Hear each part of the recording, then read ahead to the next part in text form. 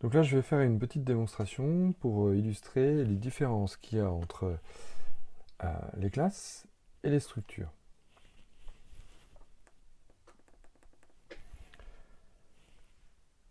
Donc pour ça, je vais créer un nouveau template avec un playground Swift que je vais appeler ici test 2 par exemple. Voilà. Donc là, je vais commencer par écrire une structure. Donc avec le mot-clé struct, ma struct. Donc ici, je vais créer une première structure.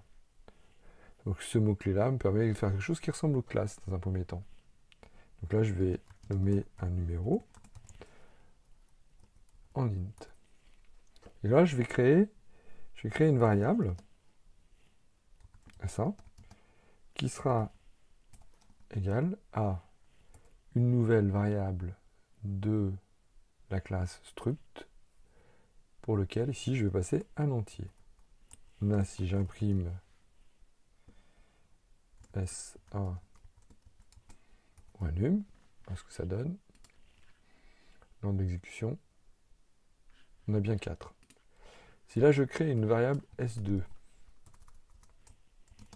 c'est-à-dire la S1, et que je l'imprime,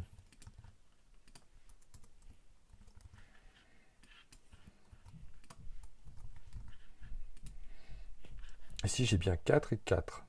Mais il se trouve que la variable S2, c'est une copie, ce qu'on appelle une copie de la variable S1. Ce qui fait que si je change ici le numéro de S2,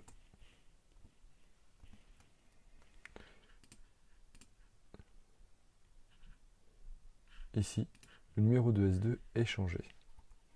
Et on va voir que pour les classes, on n'a pas du tout le même fonctionnement. Donc là, vous voyez, je crée une variable S1, je crée une variable S2, que j'alimente avec la copie de la variable S1. Et la valeur portée par une variable de type struct, c'est la valeur de la variable en elle-même. Donc là, en mémoire, ici, on verra ça dans un autre atelier, en mémoire, ici, j'accède directement au champ de ma variable. Alors que quand je vais utiliser une classe, la valeur portée par la classe, c'est non pas sa valeur réelle, c'est son adresse. Ce qui fait qu'ici, si je crée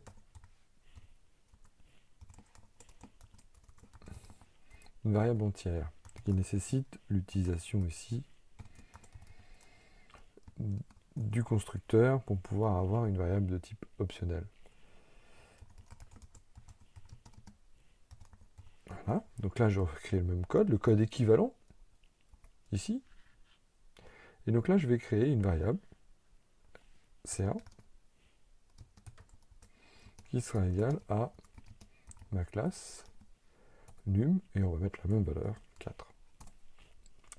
Donc là maintenant, si je fais un print de C1.num, je vais bien obtenir 4. Tout va bien.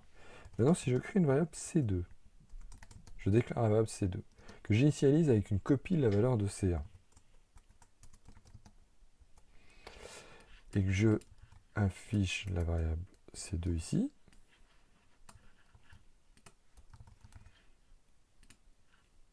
j'ai bien 4 et 4. Maintenant, si je change ici la valeur du num de C2, je le passe à 6, ici, vous voyez que C1 et C2 sont impactés. Pourquoi?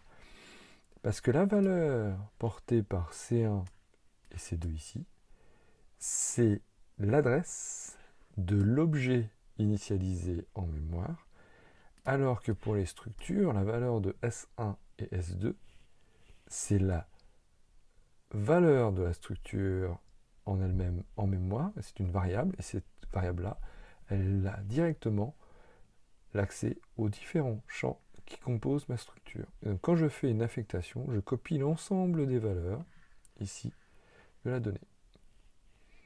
Voilà, c'était pour illustrer un petit peu les différences qu'il y a entre une structure et une classe. Voilà.